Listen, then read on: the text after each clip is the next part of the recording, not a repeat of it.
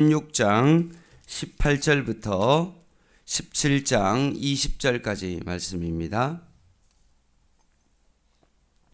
신명기 16장 18절부터 한 절씩 교독하겠습니다. 내 하나님 여호와께서 내게 주시는 각 성에서 내 지파를 따라 재판장들과 지도자들을 둘 것이요 그들은 공의로 백성을 재판할 것이니라.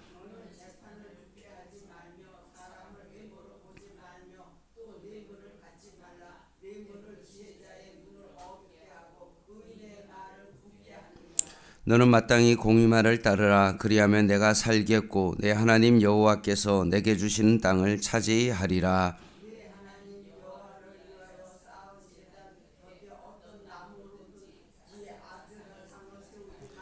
자기를 위하여 주상을 세우지 말라. 내 하나님 여호와께서 미워하시느니라.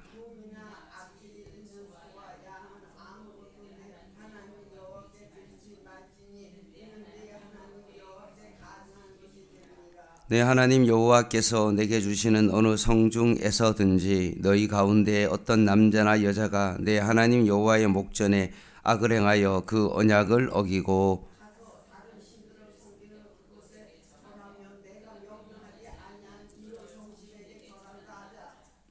그것이 내게 알려짐으로 내가 듣거든 자세히 조사해 볼지니 만일 그 일과 말이 확실하여 이스라엘 중에 이러한 가증한 일을 행함이 있으면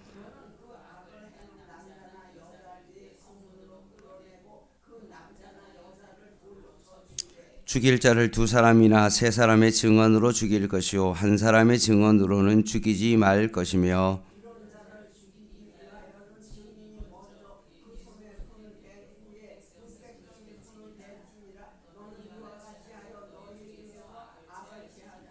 내 성중에서 서로 피를 흘렸거나 다투었거나 구타하였거나 서로 간에 고소하여 내가 판결하기 어려운 일이 생기거든 너는 일어나 내 하나님 여호와께서 택하실 곳으로 올라가서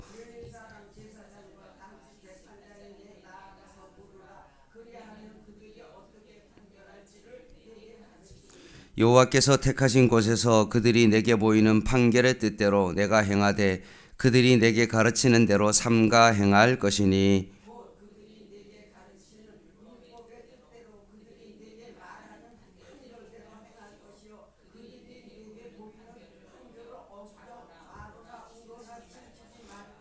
사람이 만일 무법하게 행하고 내 하나님 여호와 앞에 서서 섬기는 제사장이나 재판장에게 듣지 아니하거든 그 사람을 죽여 이스라엘 중에서 악을 제하여 버리라.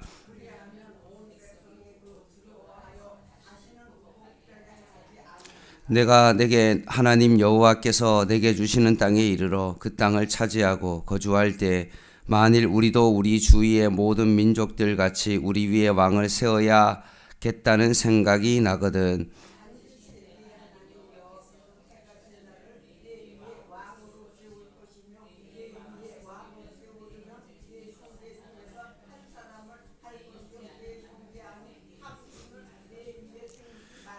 그는 병마를 많이 두지 말 것이요 병마를 많이 얻으려고 그 백성을 애굽으로 돌아가게 하지 말 것이니 이는 여호와께서 너희에게 이르시기를 너희가 이후에는 그 길로 다시 돌아가지 말 것이라 하셨음이며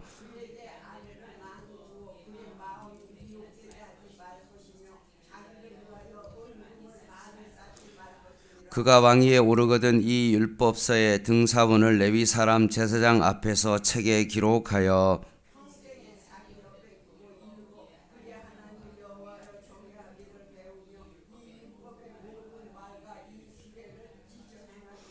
같이 읽겠습니다. 그리하면 그의 마음이 그의 형제 위에 교만하지 아니하고 이 명령에서 떠나 좌로나 우로나 치우치지 아니하리니 이스라엘 중에서 그와 그의 자손이 왕위에 있는 날이 장구하리라. 아멘. 신명기 16장 후반부터 17장은 재판장들과 지도자들에 대한 명령과 당부가 등장합니다. 왜 재판장과 지도자를 세우는 이유가 뭐냐? 16장 18절 20절 말씀에 있는 것처럼 한 단어가 나옵니다. 공의라는 단어입니다.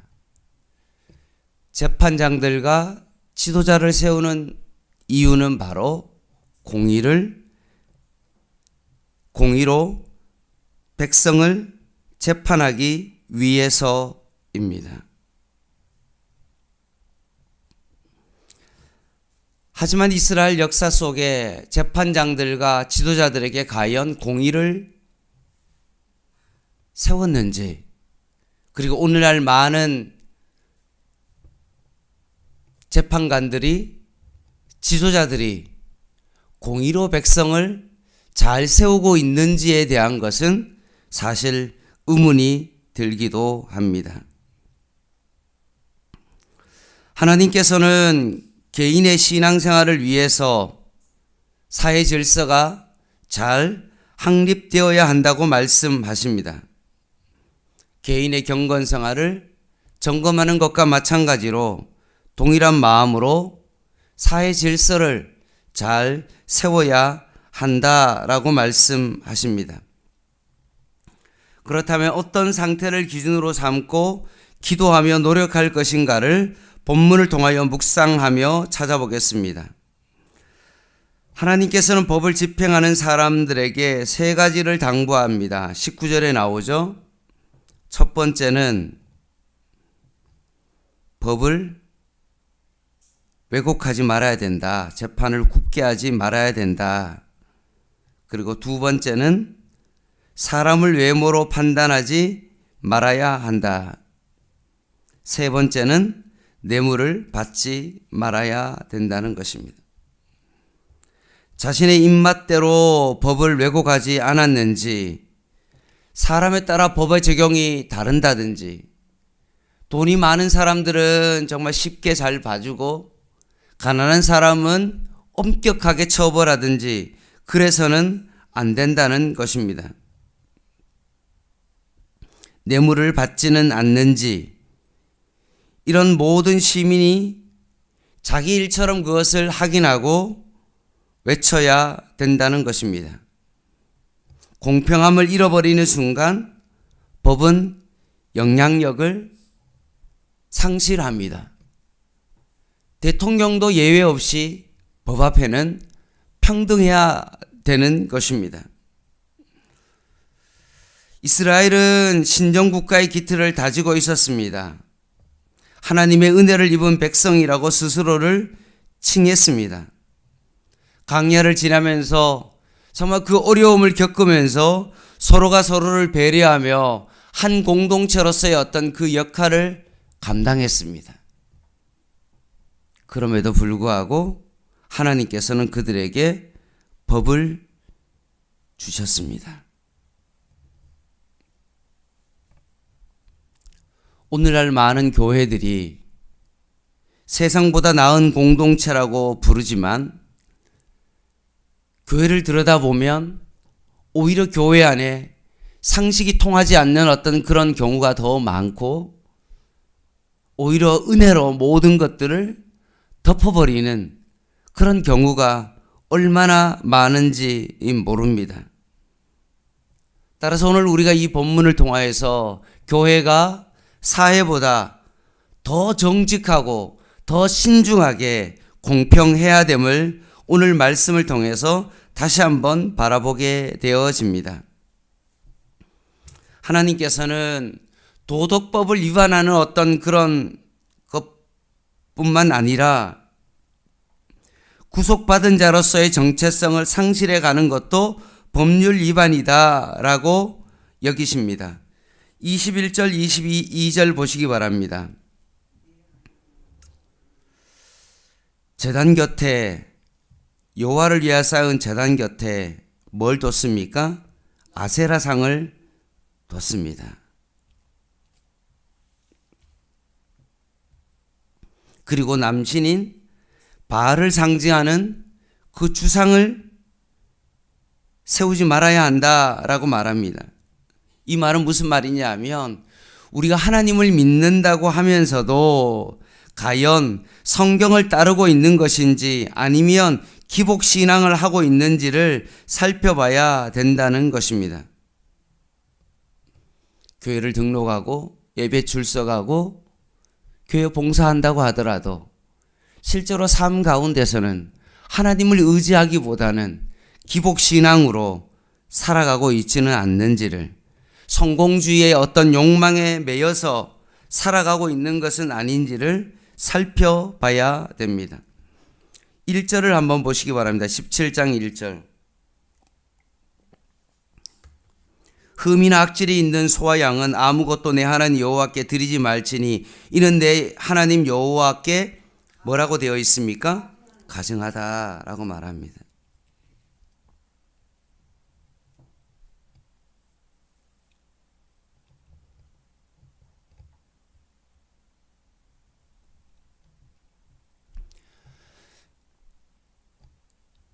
이 재물이 곧 불태워 없어지니 사실 흠이 있거나 없거나 마찬가지라고 생각하고 그것을 제대로 살펴보지 아니하고 좋은 게 좋은 거다라고 하면서 그냥 예배를 드리는데 대충 해서 덮어버리고 괜찮다고 여기며 하나님 앞에 그 재물을 바치는 그런 그 모든 것들이 결국은 법률 위반이다 라고 말씀하십니다. 단순하게 생각해서 이건 아무것도 아니다 라고 생각하는 어떤 그것이 아니라 뭐 일주일에 한 번, 1년 가운데 한두 번 그냥 예배를 빠지는 것, 뭐 그럴 수도 있지 않냐. 가끔가다 뭐 흠집이 있는데 그냥 뭐 어차피 태울 거니까 넘어가자라고 그렇게 생각하는 거랑 예배를 드리면서 집중하지 아니하고 그냥 졸면서 그냥 오늘도 예배를 드렸구나라고 그렇게 앉아서 시간을 때우는 어떤 그런 예배를 드리는 것은 그리스도인에게 있어서 오늘 본문이 분명히 말합니다. 이것은 범죄 행위다 라고 말씀하십니다. 그러면서 17장 2절부터 7절까지는 이러한 죄를 조사하는 과정에서 신중함을 요구합니다. 그리고 5절에 보면 법에 있어서 타협은 없고 7절에 악은 제하여야 한다라고 말씀합니다. 4절은 확실할 때까지 자세히 조사하고 6절에는 반드시 두세 증인이 필요하다라고 말씀합니다. 한 사람의 증인으로서는 부족하니 두세 사람을 세워서 그 피에 대한 책임을 져야 된다라고 말씀하십니다. 그러니 자세히 보면 교회는 어떠해야 됩니까? 오히려 사회보다 더 철저하게 그것을 조사하고 신중하게 모든 것을 결정해야 된다는 것입니다. 참 중요한 말씀이죠. 그냥 은혜로 모든 것이 덮어버리고 아무것도 아닌 것인 양 덮어버려서는 안 된다는 것입니다. 꼭 교회 안에 지난번에 재정사고가 났습니다. 재정을 담당하는 그 분이 결국은 중간에서 워낙 교회 성도의 헌금이 많으니까 잘 보이지 않는 수표나 이런 것들을 가끔가다 많이 챙겼습니다. 조사하는 과정이 필요합니다. 근데 그분이 저에게 와서 하시는 말씀이 너무 이 일이 너무 피곤하다. 눈에 충혈도 나고 이것을 조사하는 것이 너무나 힘들고 차라리 이렇게 정말 교회가 분란이 일어나지 않기 위해서는 그냥 이거를 그냥 은혜로 빨리 덮자라고 말했습니다. 오히려 교회가 더 정직해야 되고 더 철저하게 조사해야 되는데도 불구하고 결국 그 문제를 그냥 덮어버렸습니다. 교회에서는 절대로 이런 일이 있어서는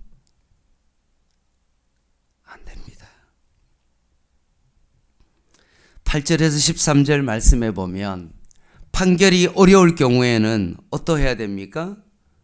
중앙성소로나 중앙법정에 물어야 된다는 거죠.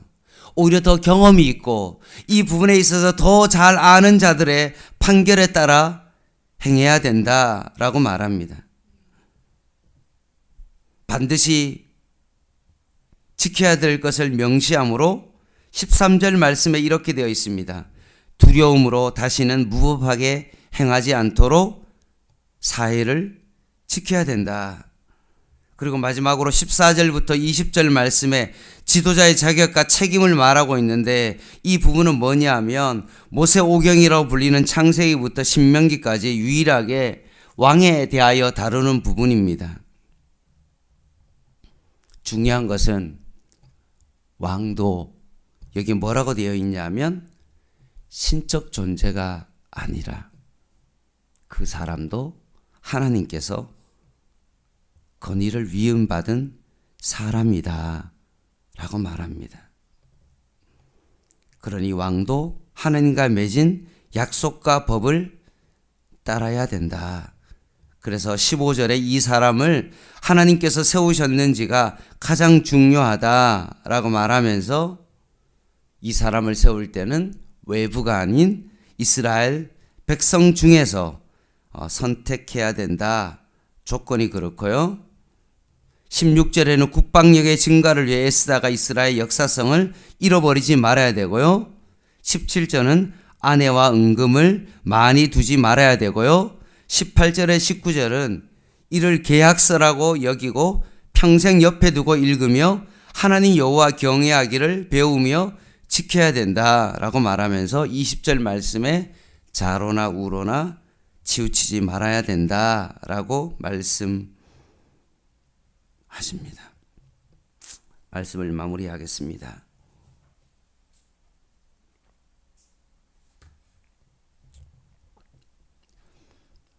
우리는 하나님의 말씀을 읽거나 듣거나 설교를 들었을 때 이 말씀이구나 라고 깨닫고 내가 이 말씀을 이해했구나 라는 것을 통하여서 내가 기분이 좋아지거나 이런 감격이 있구나 라는 어떤 그곳에서 그냥 멈춰버리는 것이 아니라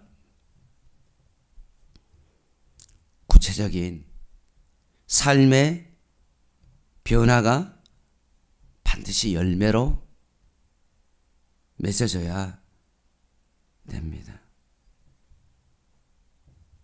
하나님의 백성을 통하여 이 사회가 공의로 바로 세워지는 그 일을 위하여 최선을 다해서 노력해야 된다는 것입니다. 물론 교회가 정치적인 어떤 색깔을 띠고 뭔가 어떤 그런 것들을 주장하는 것은 옳지 않은 것이지만 그럼에도 불구하고 하나님의 백성들이 입법이나 행정부나 이런 곳에서 예수 믿는 자로서 뭔가 하나님의 말씀의 법 위에 기초를 세우면서 정말 올바른 어떤 그런 사회를 세우는 그 일에 있어서 법 앞에서 대통령도 공정하게 그 앞에 서야 됨을 올바르게 세우는 그 일을 예수 믿는 자들이 더 잘 감당해야 된다는 것입니다.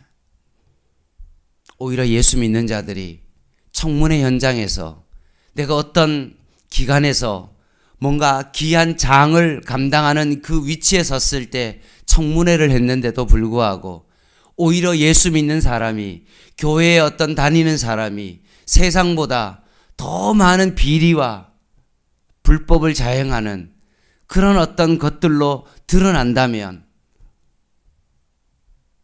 하나님의 백성으로서는 절대로 있어서는 안 되는 일이다 라고 말씀하십니다.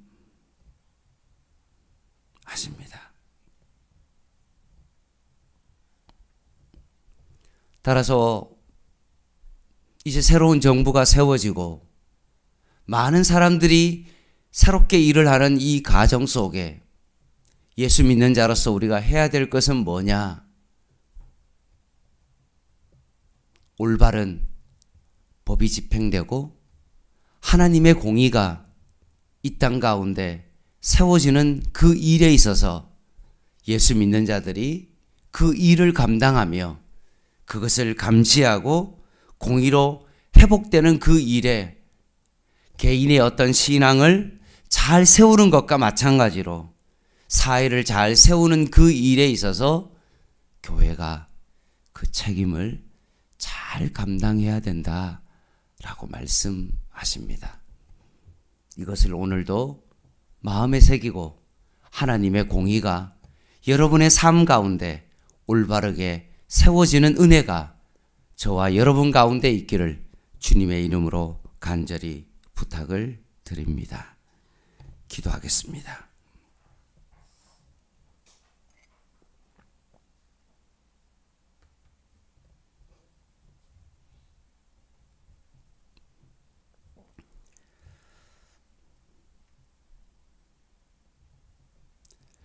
하나님 아버지, 이제는 하나님의 말씀을 듣고 이해하는 것을 넘어 하나님의 말씀이 이 땅 가운데 세워지는, 공의가 세워지는 그런 일들이 일어나게 하여 주시옵소서.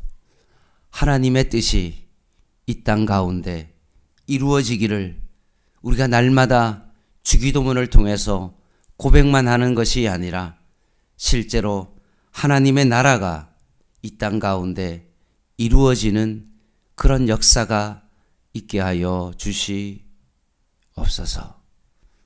다시 한번 교회가 철저하게 주님의 말씀 가운데 온전히 세워지게 하여 주시고 예수 믿는 자가 이 세상 가운데 말씀 속에서 다른 삶을 하나님의 공의를 세우는 그 일에 하나님 세워지게 하여 주시옵소서. 예수님의 이름으로 간절히 기도드립니다. 아멘. 개인 기도 하시겠습니다.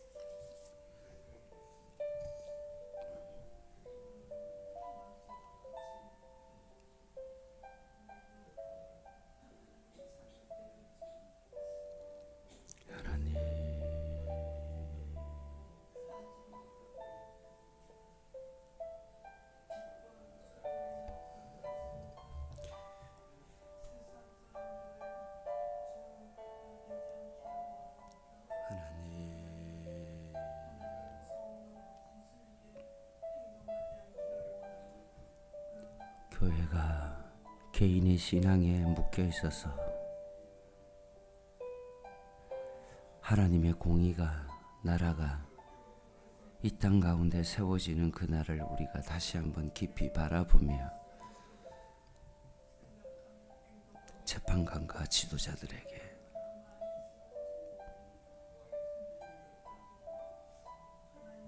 공의를 세우기 위하여 백성을 재판하는 그런 일이 있게 하여 주시옵소서.